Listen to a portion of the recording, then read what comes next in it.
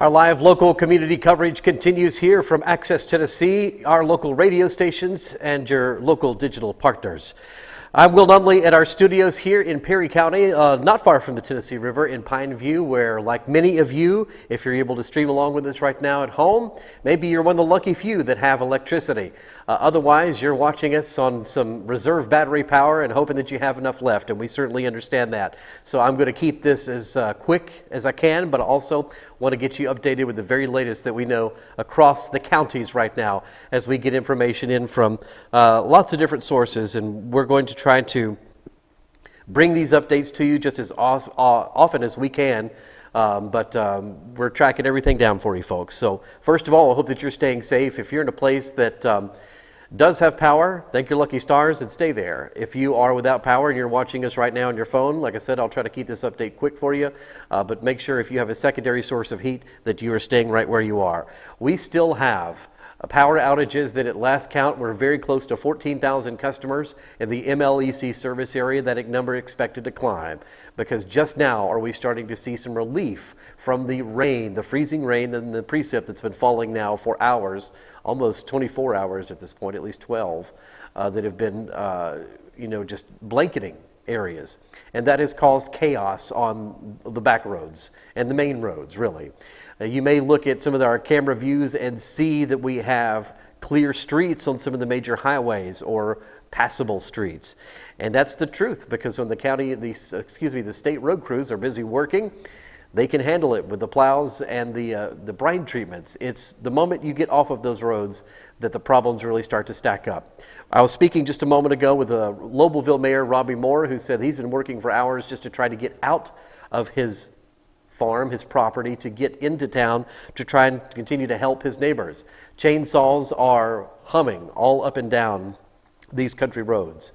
We have more trees down than we can count. If you're asking how roads are, they're going to be very dangerous in a lot of these areas, in a lot of these situations. So please make sure that you are using caution on these roads.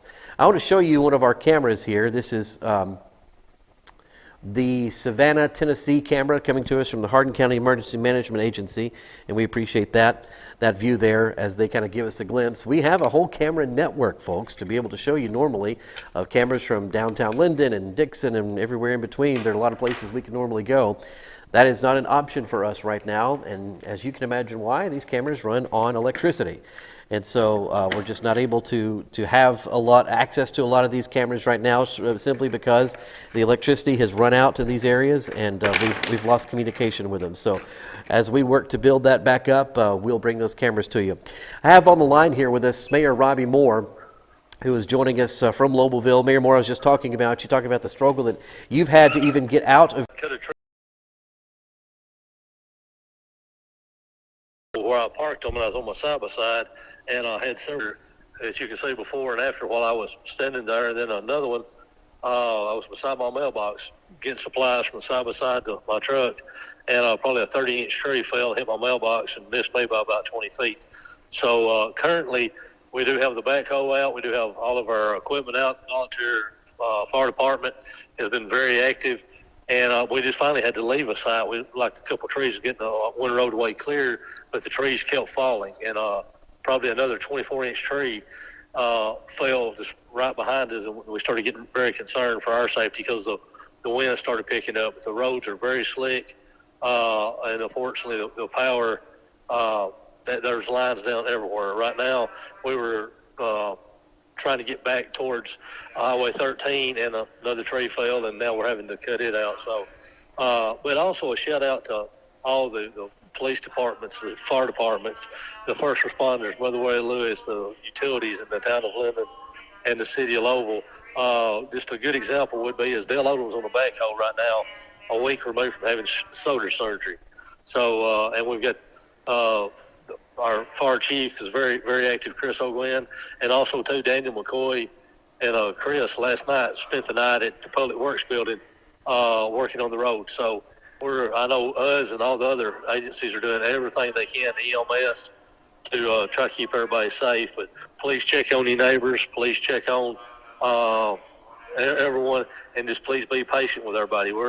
Some of the places, we have to pump the water over like times. Oh, are you still with us? Folks, we know that we're having some challenges, communication challenges, not only here locally, but just kind of communicate cell tower to cell tower. So I do want to thank Mayor Robbie Moore for joining us here.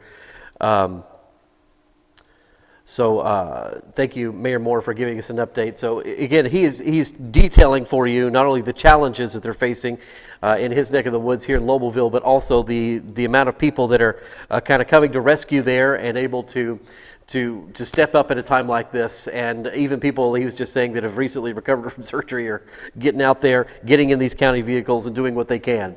For those of you just joining us, my name is Will Nunley. This is community broadcasting at its core purpose, which is to be here for you in times like this. And so that's what we are doing. We have our teams gathering information in multiple counties in our service area for WOPC here in Perry County, WNKX in Centerville, over in Parsons as well, and certainly with our partners at Tennessee River Valley News and the Lewis County Herald. So anything that you think is important for us to help pass along, maybe some verified information, I welcome you to let us know about that in our comments, and we're going to do our best to monitor that. But I want to kind of reframe and tell you about some of the different, that is this initial emergency response, because there are so many different people that are realizing that they're going to need to get to an emergency shelter. So I want to review some of the shelter information for you and why this is going to become very critical in the hours ahead. Because the National Weather Service just a little over an hour ago issued a cold weather warning for our area. And so they are very concerned about how cold some of these temperatures are going to get. We're talking possibly down to the single digits tonight, or at least very close. Either way, it's going to be a very dangerous situation. So if there are people without a secondary source of heat, if electricity is all they have, we need to try to get those people into shelters. And that is the active operation that is happening right now in multiple counties. We have both volunteers and deputies and firefighters all working across multiple different areas to try and make sure that people are being relocated. We're part of that here at WOPC at these studios where I'm talking to you from right now. We're actually one of these emergency shelters for Perry County, and we have people here and we're expecting more. Some of the folks that I've been talking to that are even here in our shelter are here because trees have fallen on their homes, and we've seen that over and over today. Not only are power lines down and trees are coming down on power lines, but people have become trapped in vehicles when they're trying to leave their home. They may be driving down a road that is clear and nice, but then a tree comes down. We've had several calls today in different areas of people that have been trapped in their vehicles by trees. So I want to reiterate just how serious this is. I know when you open your front door and you're like, it's nice and it's peaceful outside. It's quiet. Look at how nice everything looks. I can go down the road a little bit.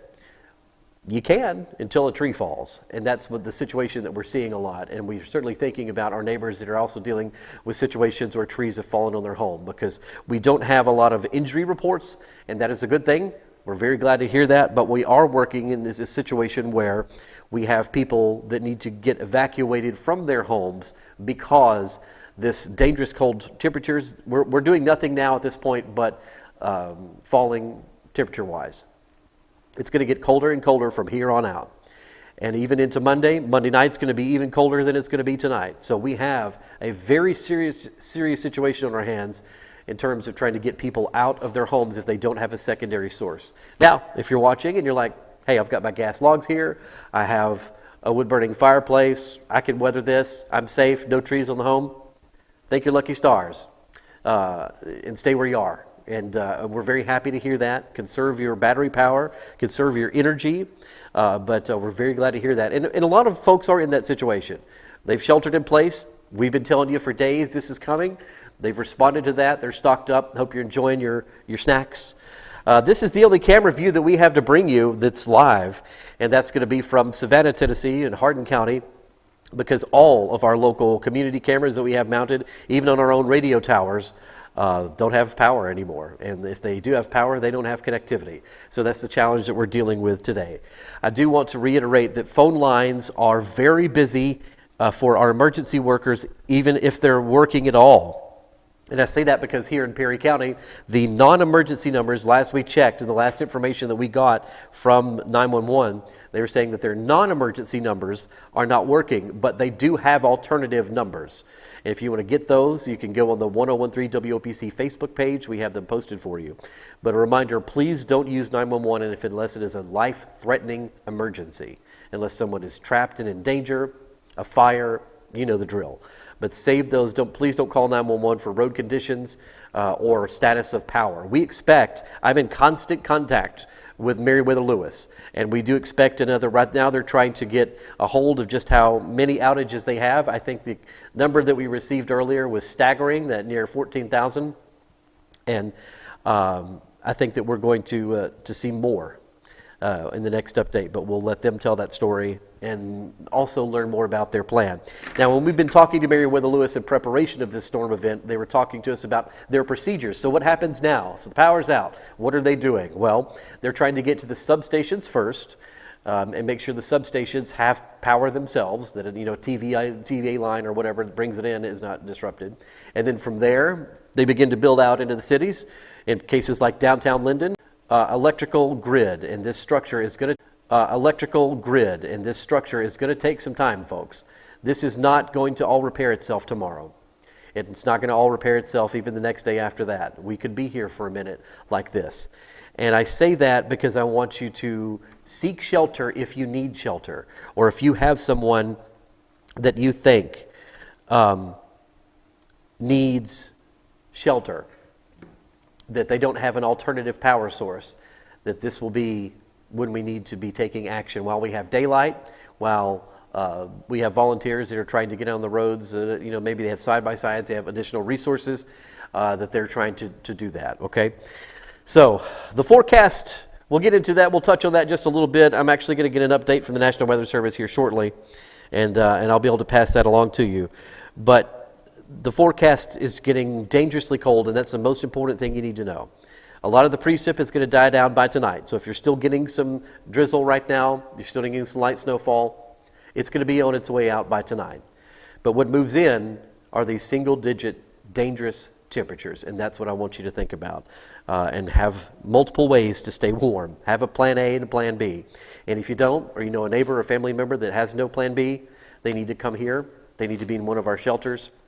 Every county has some type of emergency shelter, and if you don't know where it is or you need help getting there, your emergency management agency, your local emergency manager, that is their job, is to help those resources come together so that way you can be safe through this storm, because this is a very, very serious situation. And it's, we watched this move in. I know the anxiety of talking about something like this for a week out. Is it going to happen? How much are we going to get? Where's it going to go? But all the while, we knew that this was going to be significant, and sure enough, it is playing out in real time as we just have more trees down than we can count, and more headaches, and in some cases, some very serious emergencies on our hands. So, if you're at home right now, you're safe, you're warm, I'm very happy for you. Please stay there, stay warm and comfortable. We are here to tell you the very latest that we know when we know it. I'm going to hop off. That's our kind of our midday update. I'll be with you in another hour or two, and I'll let you know the very latest information. In the meantime, we'll post updates on our social media, but we'll also come on live as conditions and the situation warrants, and we'll also bring you the very latest from emergency crews. Stay with us, stay warm. We're thinking about you folks, and we'll have more continuing local coverage from your